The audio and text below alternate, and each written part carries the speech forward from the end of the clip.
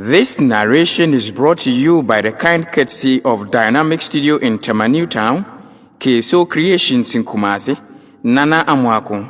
Special mention is made to Mr. Seta J for selling the idea to me. I am your narrator and my name is Aspect Obimpe Frimpong. I am from Ghana. You can reach me on phone on +233 24 88 11 138. Another audio is on circulation entitled The Value of Life. This current audio is however entitled What If Tomorrow Never Comes? Do enjoy and don't forget to share. We were once like you and you will soon be like us. These are the words written at the entrance of one of the cemeteries in Europe. When you consider the words carefully, it appears as though the dead are communicating with the living, who visit the cemetery to either bury a corpse or visit their dead relatives. The subject of death and salvation have been discussed extensively right from the first century. This audio seeks not to address the same problem, but to look at another gaping hole with respect to death. I once chanced on a post on Facebook, and I think it's worth sharing. This is what it says. The house where I lived was about to be seized, just because I could not pay the rent. I posted my situation on Facebook and WhatsApp looking for help, but all I could get were 2 likes and 0 comments. So I sent 250 messages to my contact list requesting for a loan of 500 Ghana cedis. Unfortunately, only 10 people responded. 6 out of the 10 people said they could not help me, and only 1 out of the 4 who promised to help me gave me some money. The other 3 people gave me no excuse and never took my calls. In the end, I was ejected. I did not have a place to sleep. I walked in the dark looking for options, and unfortunately, a thief stole my empty wallet with my identity card. In his haste to get away from me, he crossed the road without looking. He was badly hit by a car on high speed without his body being identified. Only the wallet containing my identity card served as a marker. The news spread quickly the next day that I had died. 628 people posted on my Facebook wall how they knew me and how kind I was. A committee was formed by my supposed faithful friends who raised 9,000 Ghana cedis to feed people at my funeral. My work colleagues, who never existed while I struggled to pay for my rent, organized themselves and raised 7,500 Ghana cedis for my coffin, tents and chairs. I had to be buried in a coffin worth 6,000 Ghana cedi, but as they hastily bought it, there was a man who sold it to them for 2,500 Ghana cedi, saying it was his contribution. The family met again. It was a rare opportunity for the family to meet again. For my funeral, the family contributed 2,500 Ghana cedis. Everybody wanted to volunteer to show that they were participating. They printed t-shirts and polos for more than 1,500 Ghana cedis. Imagine the scene when I showed up on the day of my burial.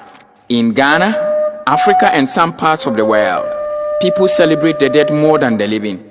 In the illustration above, the same man who could not raise only 500 Ghana cedi for his rent while alive could raise a whopping 29,000 Ghana cedi while he was deemed dead. If we have the opportunity to help, why would we rather help the dead instead of the living? Every minute someone leaves this world behind, we are all in line without realizing it. We never know how many people are before us. We cannot step out of the line. We cannot avoid the line.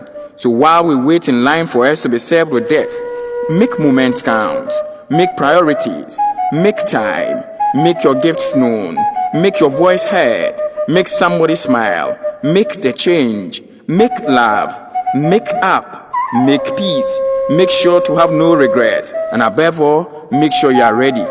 One African proverb says, the fall of the brown leaf is a reminder to the green ones. This is a letter from a late mother to her son, 3 days after her burial. Dear son, I want to know why I died like a poor woman when I had a son like you. My son, I wanted to bless you before I die, but I have taken my blessings away. My breakfast, lunch and supper were a challenge when I was alive, but you spent money to cook all types of food, meat and different types of drinks on my burial day. Son, you chose to spread and rub my body with costly fragrance when I was using granite oil as my cream. You dressed my corpse with expensive clothes, while my clothes were in shreds and tatters while I was alive. When my corpse was in the morgue, You came to check on me from time to time, yet you came to visit me once a year when I was alive. You care about my corpse more than my living soul. The most painful thing is the kind of expensive casket you put my corpse in when I was living in an uncompleted house.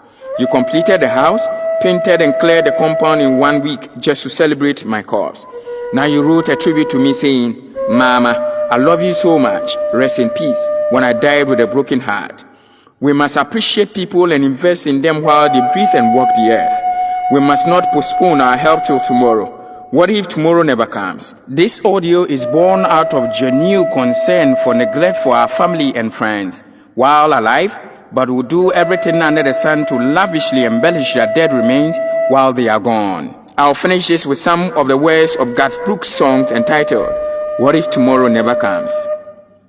Sometimes late at night, I lie awake and watch her sleeping. She's lost in peaceful dreams, so I turn the light out and lay there in the dark. And the thought crosses my mind, if I never wake up in the morning, will she ever doubt the way I feel about her in my heart? If tomorrow never comes, will she know how much I loved her? Did I try in every way to show every day that she's the only one?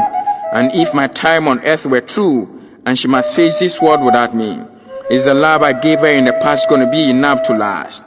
If tomorrow never comes, so tell that special person that you love just what you are thinking of. If tomorrow never comes, I believe it is time to polish that life you left neglected. It is time to rise up to touch the life you left unattended to all this while. As we usher in a new year, make the living count more. Touch lives in all places. Be the reason the living will smile, but not the reason the dead will jubilate. Let us live lives that will help people who are alive more than those who are dead. Thank you for listening, and don't forget to share.